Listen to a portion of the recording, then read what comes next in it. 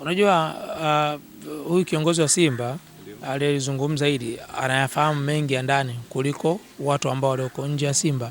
Lakini kuachana na wachezaji wa kigeni, hamna timu ambayo wanakaa na wachezaji miaka yote. Hamna wachezaji ambao wanakaa yani kwenye timu miaka yote. Kwa mfano, nitakupa mfano. Tembazwane Mshishi, mchezaji huyu mwandamizi wa Mamelodi Sundowns, ameongeza mkataba wa mwaka mmoja ambao atasalia mpaka 2027, si ndio?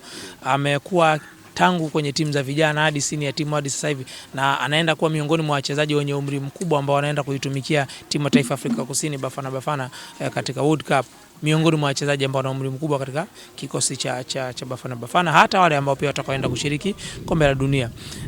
Nimekupa mfano huu kwa sababu gani?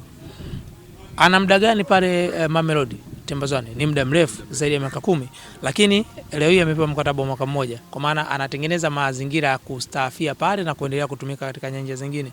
Kwa hiyo utakuja kuamini hakuna mchezaji ambaye atakayedumu kwa muda wote. Lakini sasa kwa upande wa Simba kesi ni tofauti kidogo. Wapo wengine issue za kinidhamu, wapo wengine hawajafikia ile performance ambayo watu walikuwa wanaamini wangeiona. Utaangalia kama Loemba, utamwangalia kama Nabi Kamara, umeelewa vizuri. Utaangalia kina Soa, wakina Bajabel na wengineo.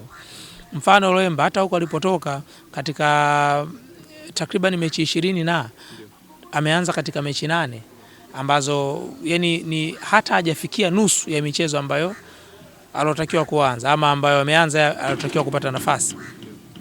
Ukiangalia katika klabu ya Simba sio mchezaji ambaye yupo kwenye first 11.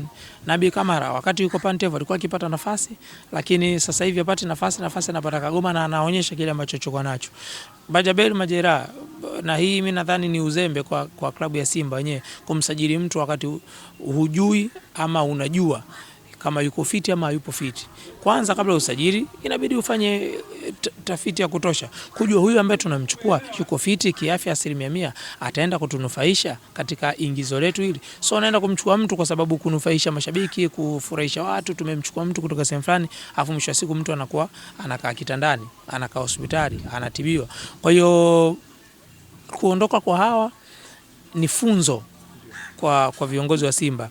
Hao wengine watakao kuja kuchukua nafasi zao, basi wao wamejiridhisha kwamba hawa wataenda kutusaidia, hawa wanaenda kwenye squad yetu ya first 11, lakini kuwaepusha na makando kando ya pembeni ambao utasikia mara sijui nidhamu mara sijui nini. Alipotoka huko akaimbwa, lakini performance yake isimuimbe. Kuna la kujifunza kupitia hizo sajili za Simba. Ndio maana hapa nikasema kwamba hawa si wanaondoka, amesema kwamba wachezaji hao kuna baadhi ya wachezaji 5 watapigwa panga, basi mtakao waleta kwenye hizo nafasi mfanye tafiti ya kutosha ili asije akajirudia yale ambayo yametokea sasa hivi. Kwa sababu unajua kwenye kuterminate contract na mchezaji kuna gharama klabu inaingia. Labda mchezaji mwenyewe aseme mimi sitaji kuendelea na timu, lakini wewe unapovunja mkataba kuna gharama mnaingia. Gharama ni pesa, na pesa haipatikani bure.